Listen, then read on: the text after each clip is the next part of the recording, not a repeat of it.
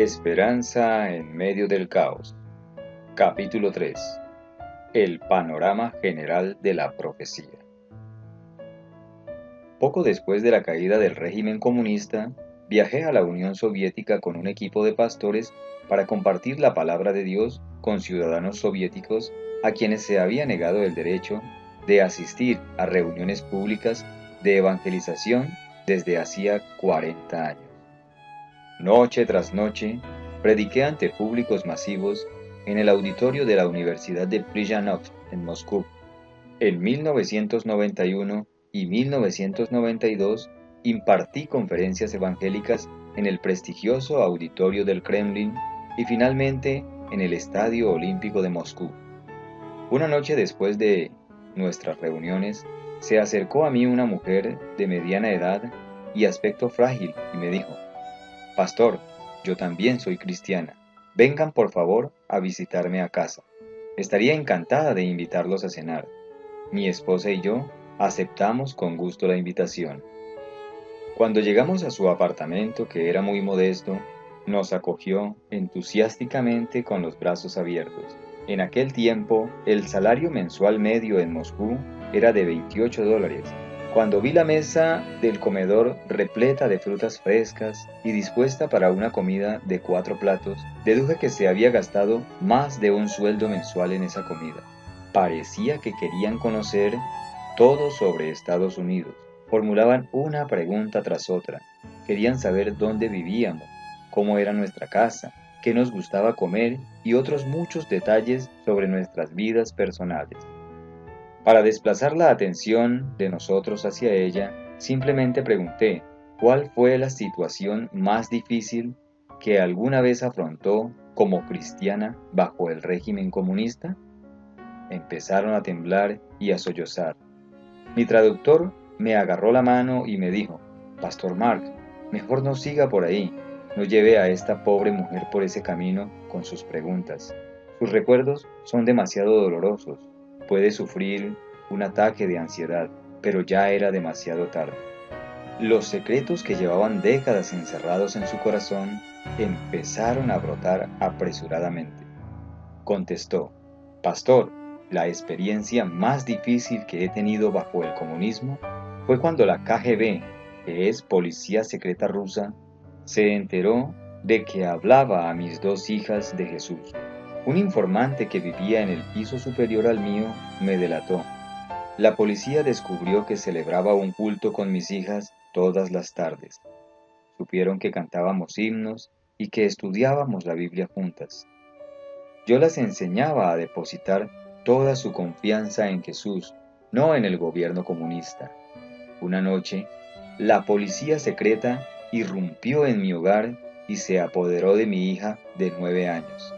Todavía recuerdo sus llantos, sus gritos: «Mamá, mamá, por favor ayúdame». Se la llevaron por la puerta sin que yo pudiera hacer nada. Me sentí impotente para ayudarla. Eso, pastor, ocurrió hace 28 años y no la he visto desde entonces.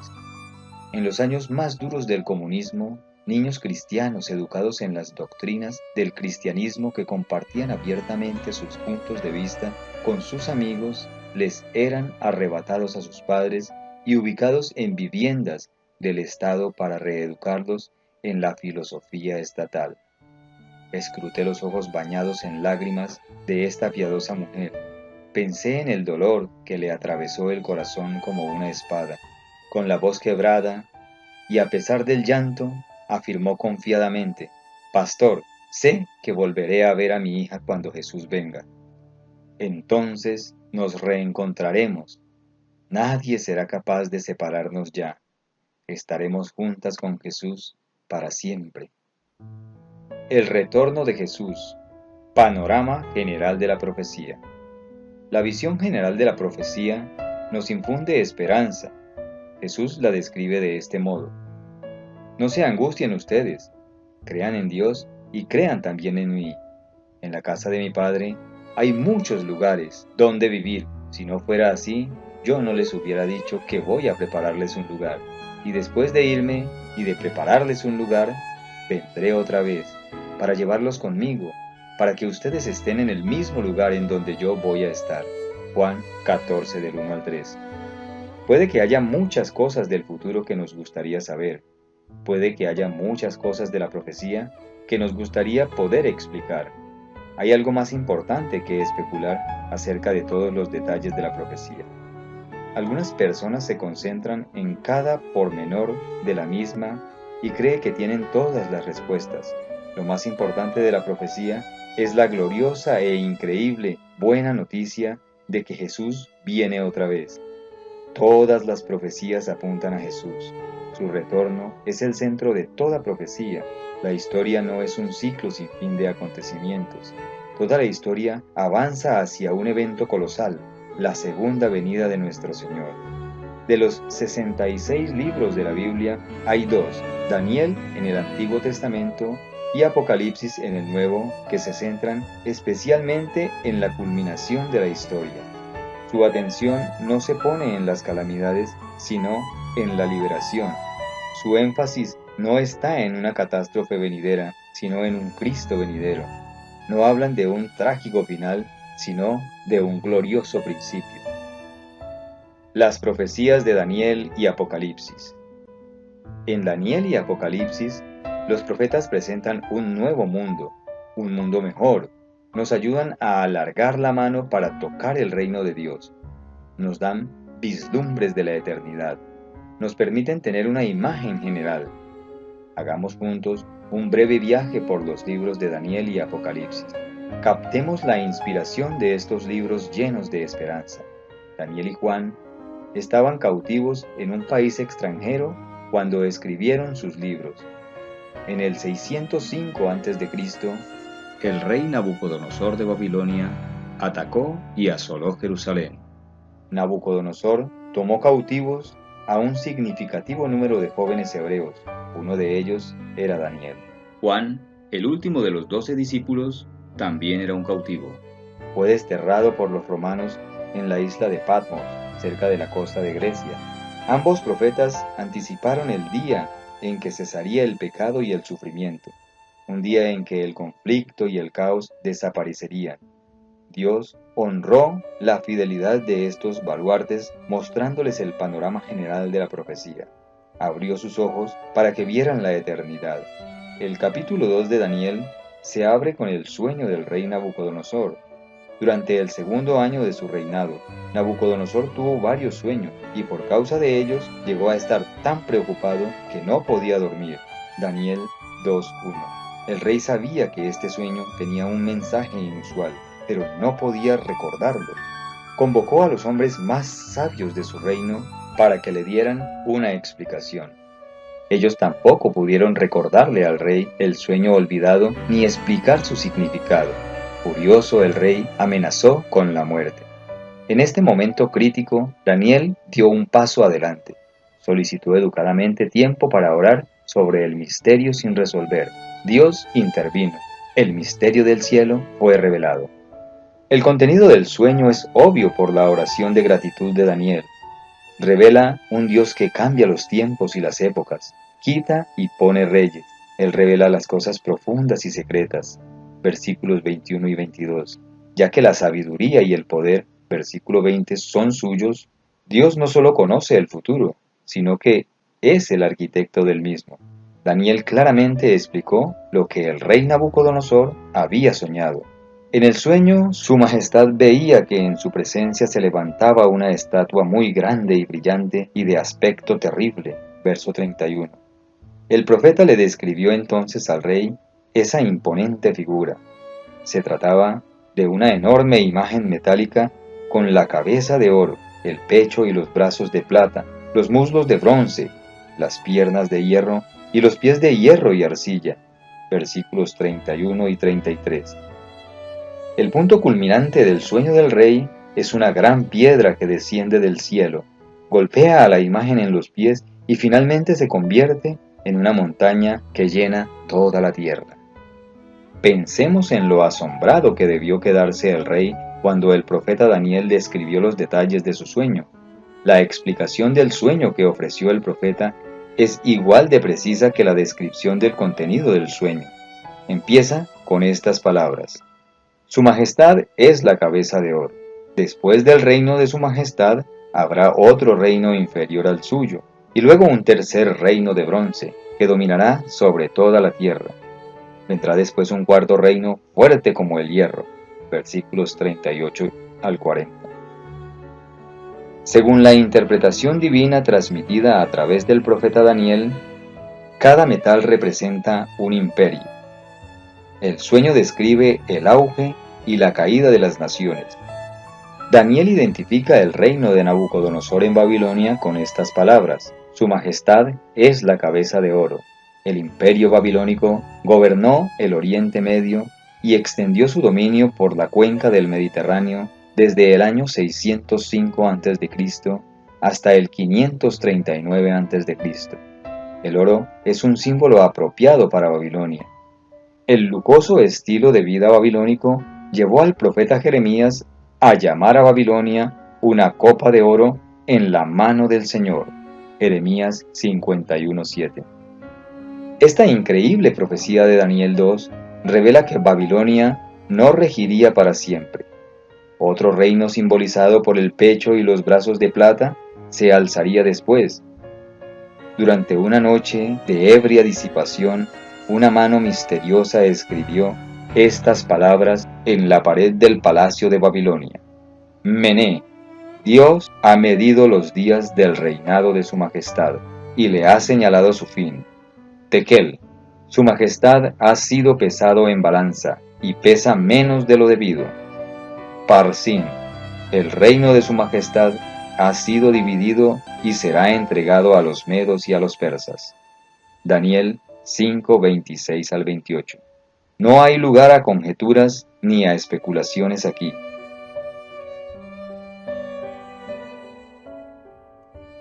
Tanto la Biblia como la historia verifican este hecho. El pecho y los brazos de plata, Media y Persia, fueron vencidos por un tercer reino de bronce. ¿Qué nación conquistó con éxito al imperio medo-persa? Los medos y los persas dominaron desde el año 539 a.C. al 331 a.C. Fueron derrotados por los griegos. El brillante general griego Alejandro Magno condujo a su ejército a la victoria. Daniel 8 describe por su nombre a los griegos, que vencen a los medo-persas.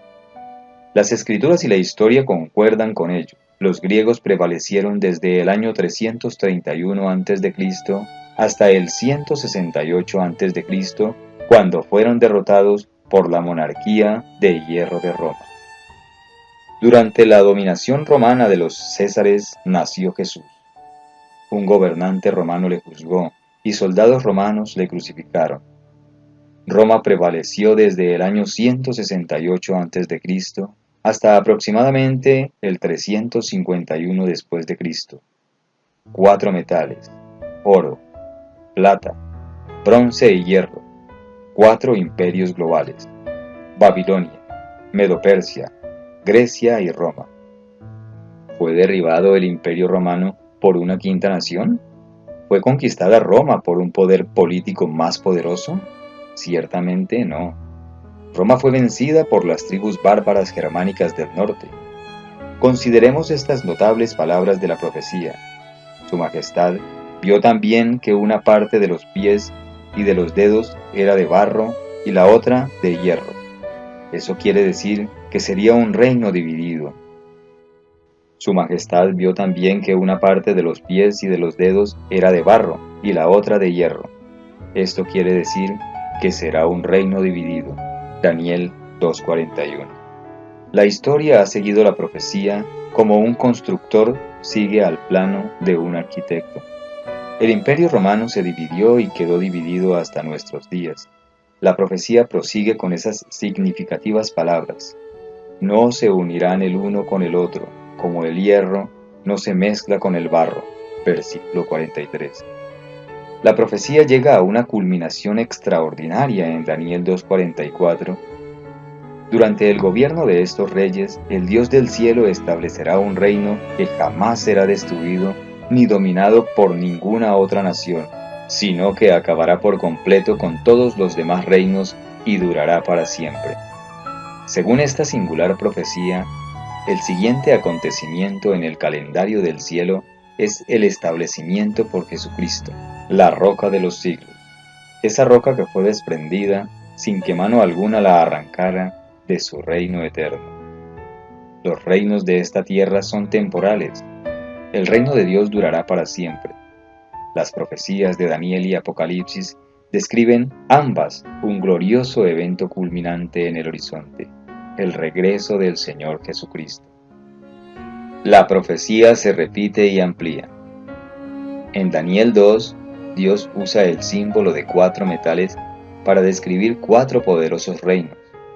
En Daniel 7, se emplea el símbolo de 4 bestias para referirse a las mismas 4 naciones.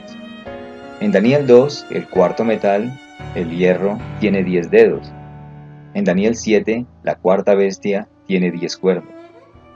Las bestias que Dios escoge para caracterizar a estas naciones son apropiadas descripciones de cada una de ellas.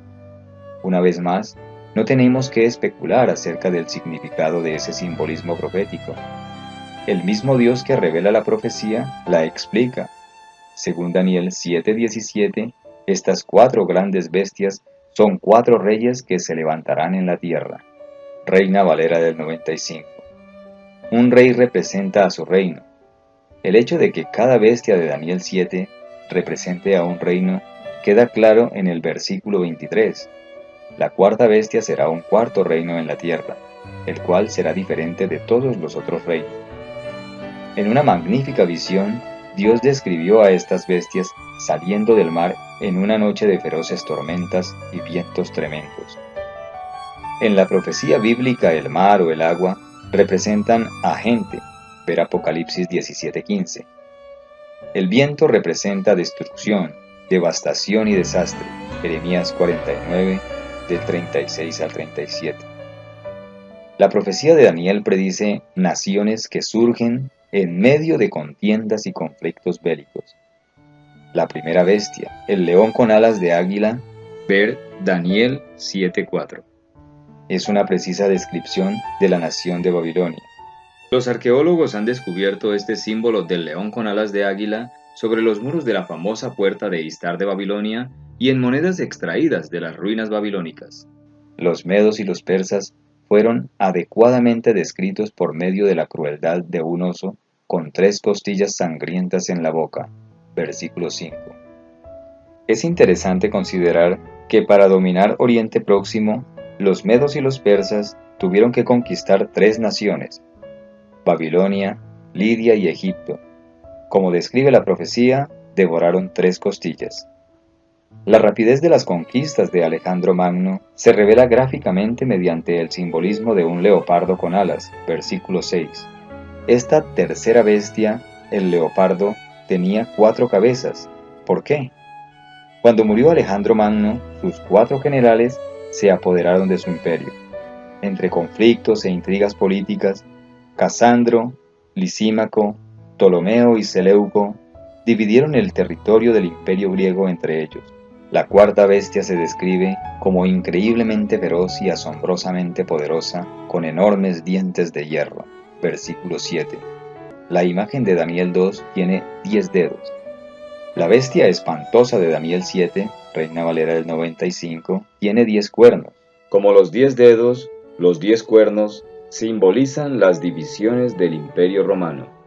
Es en este punto de la profecía en el que Dios introduce un elemento completamente nuevo. Hasta ahora, potencias políticas han intentado usurpar la legítima posición de Dios como quien verdaderamente reina sobre la tierra. En Daniel 7:8, un cuerno más pequeño, un poder que empieza siendo pequeño, pero que se lanza al dominio mundial, crece silenciosamente a partir del Imperio Romano. De acuerdo con la profecía, este poder tiene ojos como los de un ser humano. Versículo 8. En la Biblia los ojos son símbolo de sabiduría o inteligencia. Ver Efesios 1:8 en Reina Valera del 95. La autoridad de este poder es humana, no divina. Está basada en la sabiduría humana, no en la palabra de Dios, y en última instancia echaría por los suelos la verdad. Daniel 8:12. Esta nueva potencia hablaba con mucha arrogancia. Daniel 7:8. A los santos del Altísimo quebrantará y pensará en cambiar los tiempos y la ley. El poder del cuerno pequeño sería diferente de todos los demás poderes políticos mencionados en este capítulo. La profecía indica que esta potencia es religiosa, no solamente política. En la Edad Media surge un sistema político-religioso que trata de usurpar la autoridad de Dios cambiando la ley divina. La respuesta de Dios al desafío del cuerno pequeño es su juicio final, versículo 21 y 22. La respuesta de Dios al desafío del cuerno pequeño es su juicio final, versículo 21 y 22. El juicio final de Dios establece a nuestro Señor como el legítimo gobernante del universo. En el juicio se arreglan todas las cosas. Los líderes terrenales han intentado usurpar el lugar de Cristo, pero en el juicio final, Cristo se erige como el genuino gobernante de este planeta. Ningún líder político o religioso puede rivalizar con él. Todas las profecías de Daniel acaban en el mismo punto, el establecimiento del reino eterno de Dios. Notemos el tono triunfal de los versículos finales de esta sorprendente profecía. Pero el tribunal celebrará un juicio y se le arrebatará el poder dejándolo completamente destruido. Y el reino, el poder y la gloria de todos los reinos de la tierra serán dados al pueblo del Dios Altísimo. Su reino permanecerá para siempre, y todos los pueblos de la tierra le servirán y le obedecerán. Versículos 26 y 27. Mientras los reinos de la tierra se derrumban, el reino de Dios dura para siempre. Las profecías de Daniel tienen un tema central, un objeto de atención claro y singular, el triunfo del reino eterno de Dios al regreso de nuestro Señor. Esto es cierto en las 4 grandes líneas proféticas de Daniel 2, 7, 8 y 11. Las profecías de Daniel y Apocalipsis describen la victoria de Cristo por encima de las fuerzas del infierno. Cuando Él venga de nuevo en poder, gloria y esplendor, los reinos de este mundo se convertirán en reinos de nuestro Señor. La venida de Jesús es el punto culminante de la historia. El Apocalipsis profetiza el triunfo de Cristo. El anciano apóstol Juan, prisionero en la árida y rocosa isla de Patmos, escribe gozosamente: Cristo viene en las nubes, todos lo verán. Apocalipsis 1:7. Separado de su familia, amigos y hermanos en la fe, Juan ansiaba ver a aquel a quien amaba su alma. Juan anhelaba el día en que podría cantar con los redimidos de todos los tiempos. Al que está sentado en el trono y al Cordero, sean dados la alabanza, el honor, la gloria, el poder por todos los siglos. 5:13. Este es el marco general de la profecía. Las profecías de Daniel y Apocalipsis se centran en mucho más que los símbolos crípticos, bestias sedientas de sangre, temibles dragones y la marca del anticristo. Hablan de la culminación de todas las cosas. En Apocalipsis 7, Juan mira más allá de las aflicciones que sobrevendrán en la tierra hacia esta magnífica escena. Por eso están delante del trono de Dios, y día y noche le sirven en su templo. El que está sentado en el trono los protegerá con su presencia. Versículo 15. Existe un vacío con forma de Dios dentro de nosotros que nunca se llenará a menos que Dios lo llene. Desde el día en que Adán y Eva pecaron, la humanidad ha experimentado una sensación de pérdida, un vacío interior. Cuando regrese Jesús, ese anhelo se verá satisfecho. El reino de Dios será restaurado. El universo entero cantará. No hay nada oculto en relación con este acontecimiento. Se trata de la coronación del Rey. El universo entero la proclama. Junto con Daniel, las profecías de Apocalipsis describen la destrucción de todas las fuerzas del mal en la venida de nuestro Señor. En Apocalipsis 14, 19 al 20, Juan alude a la hoz que destruye todo el pecado y los pecadores. en el glorioso triunfo de la venida de nuestro Señor, descrita en Apocalipsis 19, Juan ve el cielo abierto. Jesucristo, simbolizado como un general vencedor que monta un caballo blanco, regresa. Todas las fuerzas del mal que se interponen en su camino son destruidas. Los poderes infernales que batallan contra su reino están condenados. La bestia y el falso profeta son lanzados vivos dentro de un lago de fuego que arde con azufre. Jesús es exaltado como Rey de Reyes y Señor de Señores. Versículo 16. En Apocalipsis 20, Juan pinta una tierra desolada, con Satanás atado y los malvados destruidos por 1000 años.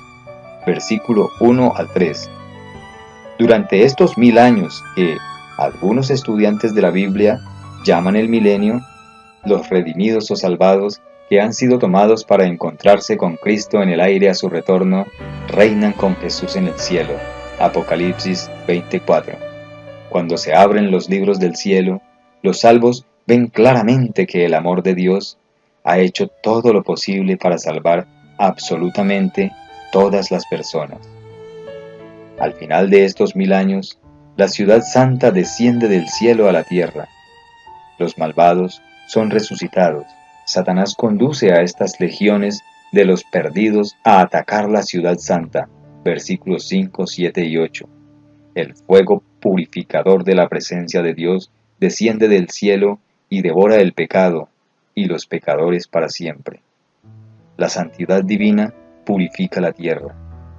Juan describe así esta escena magnífica, impresionante y casi abrumadora.